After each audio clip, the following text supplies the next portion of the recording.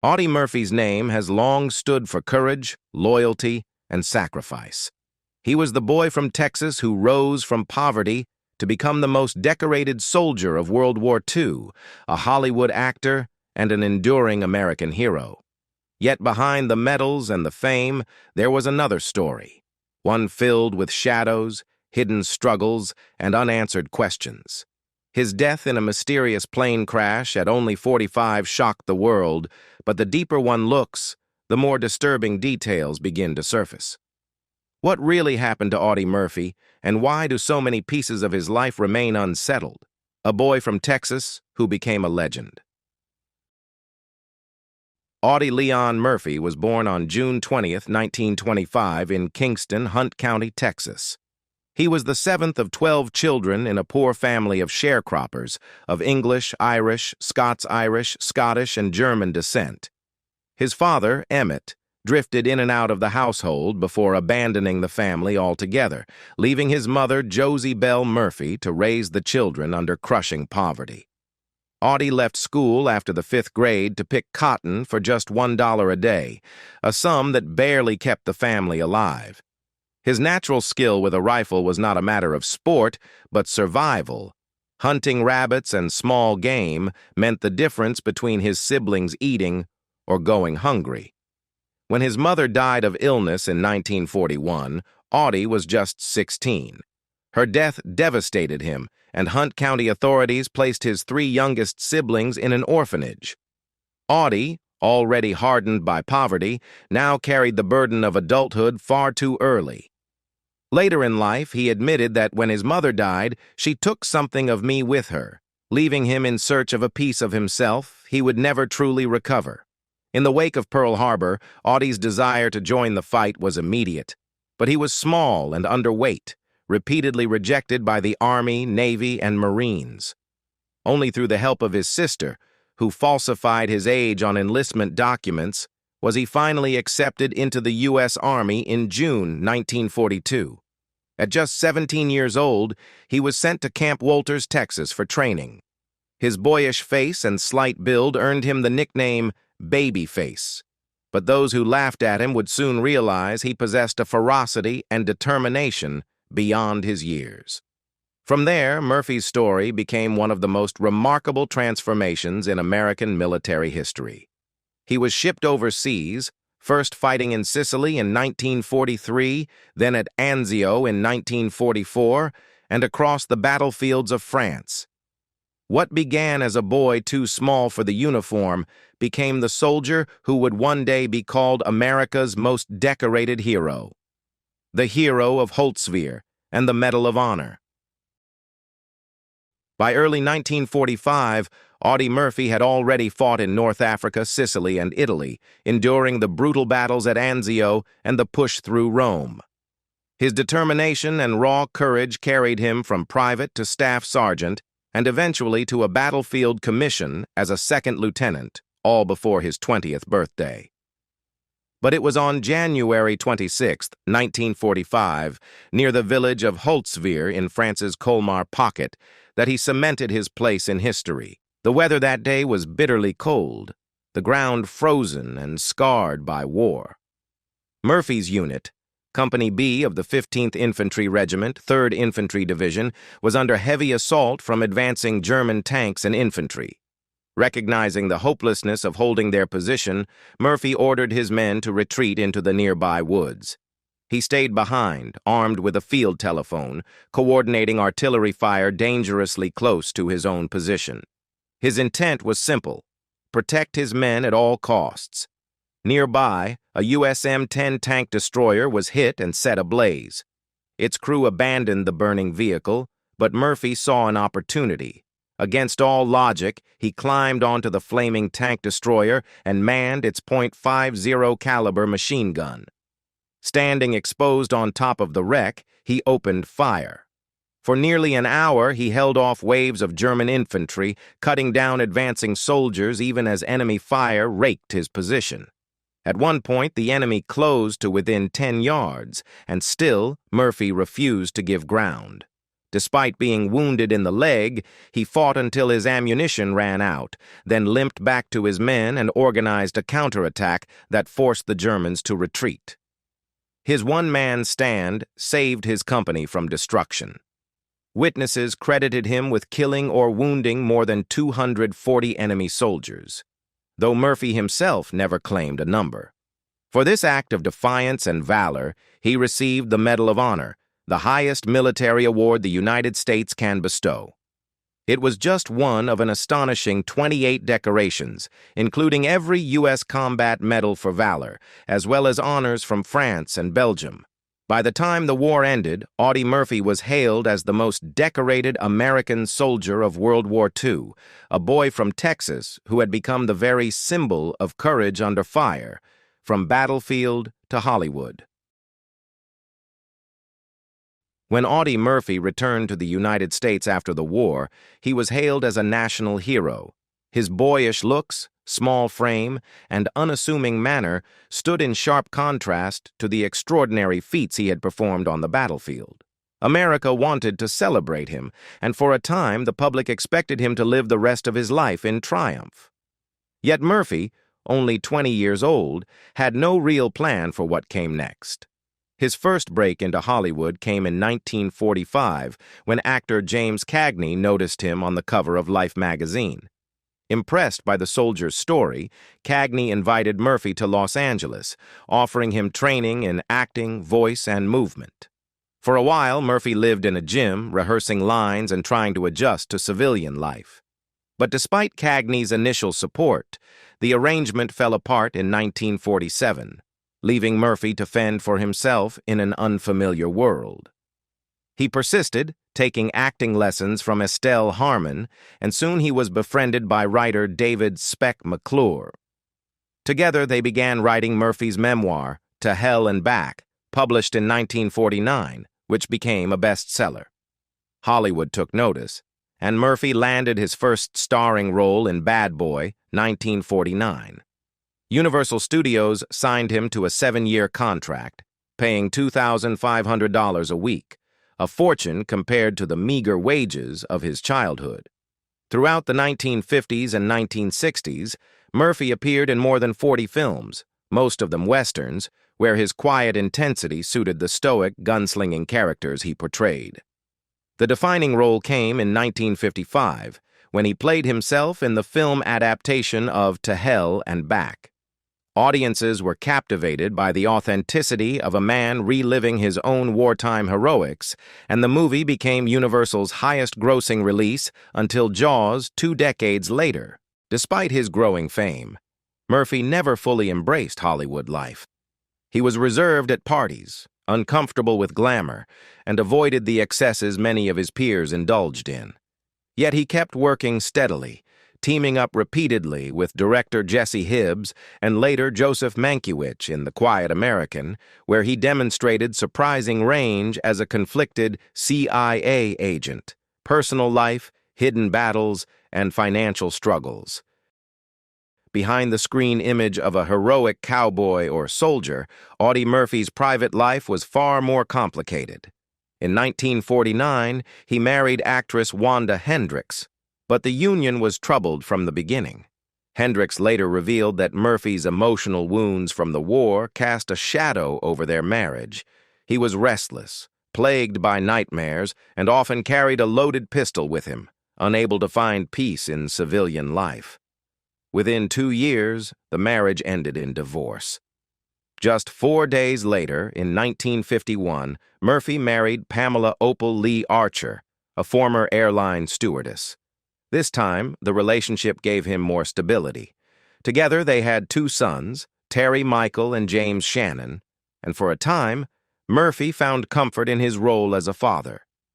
Yet even in family life, the memories of war were never far away. He struggled with mood swings and an explosive temper, traits that made those close to him tread carefully around his emotions. Murphy also pursued passions outside acting. He bought ranches in California and Arizona, where he bred quarter horses and invested heavily in horse racing. His horses competed at the Del Mar racetrack, and for a while, it was a source of joy. But it was also a drain on his finances. Murphy developed a taste for gambling, and by the late 1960s, his financial situation had deteriorated. In 1968, he lost $260,000 in an Algerian oil deal, a devastating blow that left him facing debt and harassment from the IRS over unpaid taxes. Despite the financial pressure, Murphy refused to take the easy way out. Offers came for him to endorse cigarettes and alcohol, lucrative deals that could have saved him from financial ruin. But he turned them down, believing it was wrong to set such an example for young fans who saw him as a role model. His temper, however, brought him unwanted headlines. In May 1970, Murphy was arrested in Burbank, California, after a violent altercation with a dog trainer. He was charged with battery and assault with intent to commit murder, accused of firing a shot at the man during the dispute. Murphy denied the accusation, and eventually, the charges were dropped. But the incident revealed how fragile his peace of mind had become. What the public didn't see was the constant battle Murphy fought within himself. He had what is now recognized as post-traumatic stress disorder, PTSD, then called battle fatigue. He suffered sleepless nights, recurring nightmares, and flashes of violent memory. He once locked himself in a hotel room for a week to wean off sleeping pills, enduring withdrawal alone, though he overcame the final flight and mysterious death.